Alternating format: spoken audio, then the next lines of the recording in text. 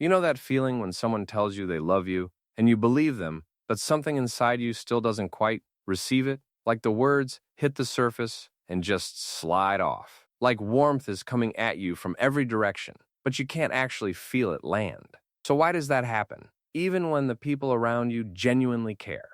Today we're looking at why you can feel emotionally starved in a room full of people who love you, what's actually happening in your brain, and what you can do to start letting it in. But before we get into it, Psychology Vault exists because emotions deserve real explanations. We take the science of why you feel the way you feel, and we make it something you can actually use.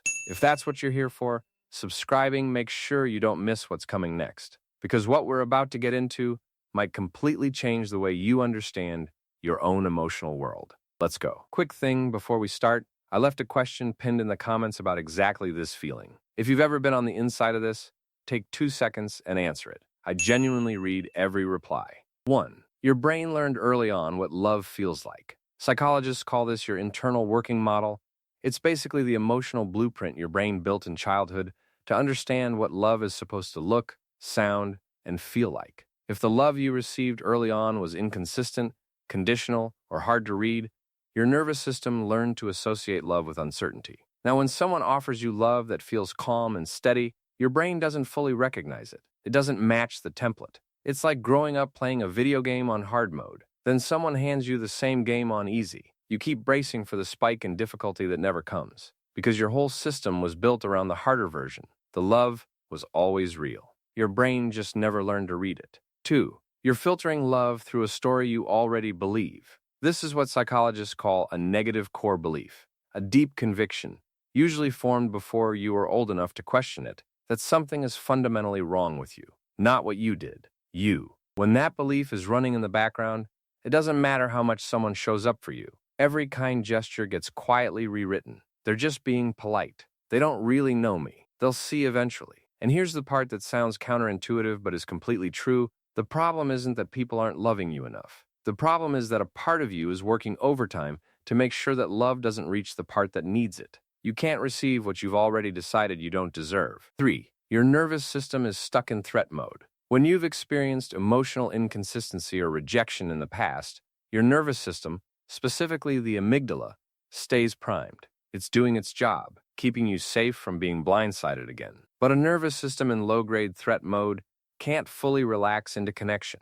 It's always scanning, always slightly braced. And emotional safety, the real kind, can't coexist with that. Think of it like being in a horror movie. Even when nothing is happening on screen, the music is telling your body something is coming.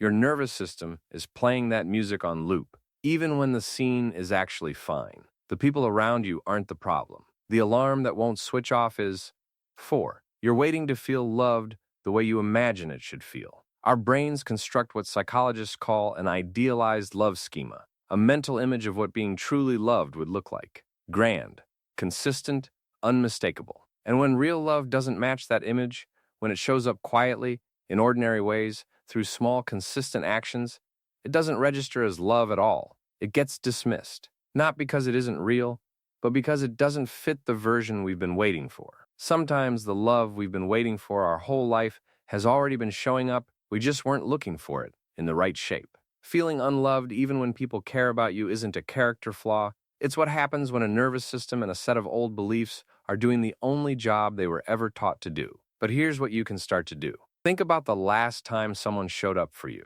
and notice what your brain did with it. Did you actually let yourself feel it, or did you immediately find a reason it didn't count? Think about the story you're telling yourself about why you're hard to love, and ask yourself honestly, where did that story actually come from? Was it something someone proved to you, or something you decided a long time ago and started looking for evidence to confirm? Letting love in doesn't mean lowering your standards. It means recognizing it when it's already there, in the quiet, ordinary ways it's been showing up all along. And if this one hits close to home, that's okay. Some of this stuff runs deep, and recognizing it is already something.